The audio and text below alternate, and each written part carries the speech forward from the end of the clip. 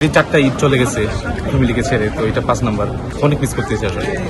মা বাবার সাথে, আত্মীয় স্বজন সবার সাথে ঈদ কাটাইতাম এবং নামাজে যাইতাম, সবার সাথে গোলাগুলি করতাম।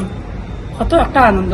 বাবা মায়ের কাছে সালাম করতাম, সালামিটা পাইতাম, ওটাই সবচেয়ে আনন্দময়। চারপাশে জমে উঠেছে বাজার। শিশু থেকে কিশোর, তরুণ থেকে তরুণী, সবার আগ্রহ কেনাকাটায়।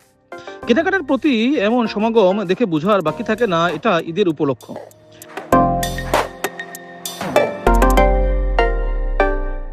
তবে ঈদ বাজারের এমন ভিড় দেখে এটা বাংলাদেশ ভেবে ভুল করবেন না।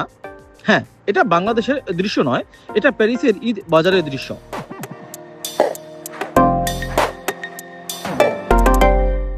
ঈদের আমেজ প্রেমের শহর প্যারিসের সেন্ট ডেনিসের দৃশ্য।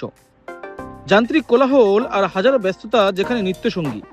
এখানে জনতার সমাগমে মিশে আসে শিশু, কিশোর থেকে শুরু করে প্রবীণদের ক্লান্তিহীন পথ চলা।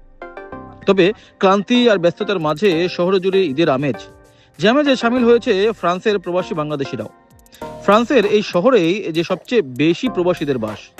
এই শহরে কেউ কেউ 18 বছর ধরে বসবাস করছে, আবার কেউ বা 2 বছর দেশ ছাড়ার পর প্যারিসে এটাই তার প্রথম ঈদ।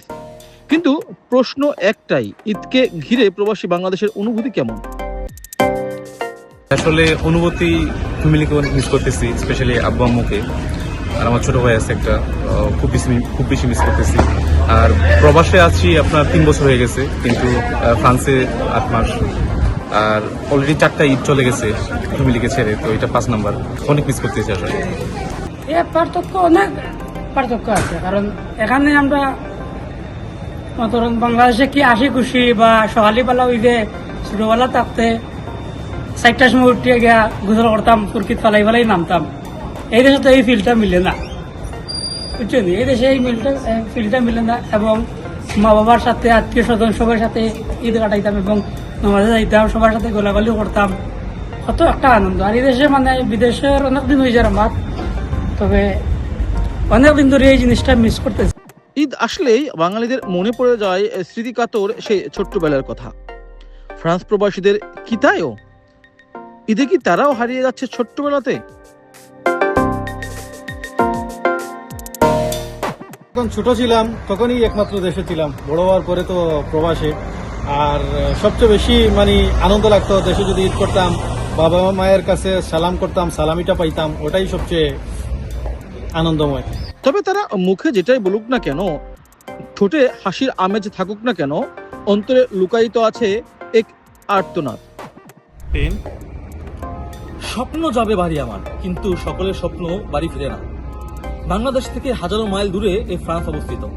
এখানে হাজার হাজার প্রবাসী বাংলাদেশিরা জীবন এবং জীবিকা তাগিদে এসে তার পরিবার, পরিজন এবং দেশকে সমৃদ্ধশালী করছে রেমিটেন্সের মাধ্যমে।